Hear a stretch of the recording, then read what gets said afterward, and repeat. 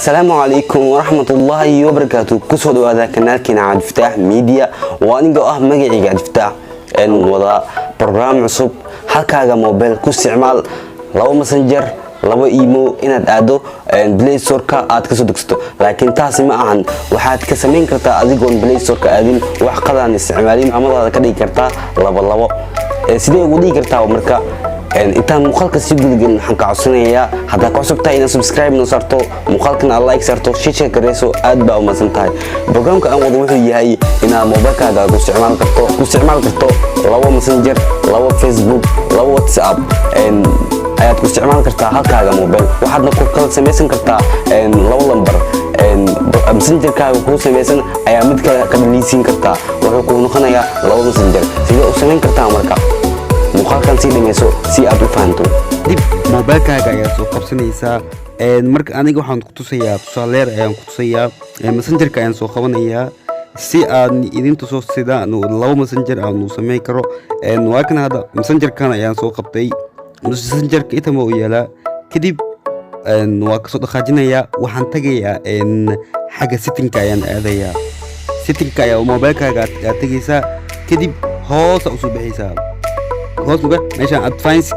features ay ku qoran tahay ayaa taabanaysaa markaa taabad hoos ayaa u bixaysaa double messenger meeshay qoran tahay ayaa taabanaysaa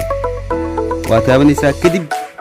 calaamadan ayaa taabanaysaa butonka ah dhinac kale ayaa soo dhexjinaysaa kadib install aad dhigaysaa waa wareegsanaa cabaara soo yeelayso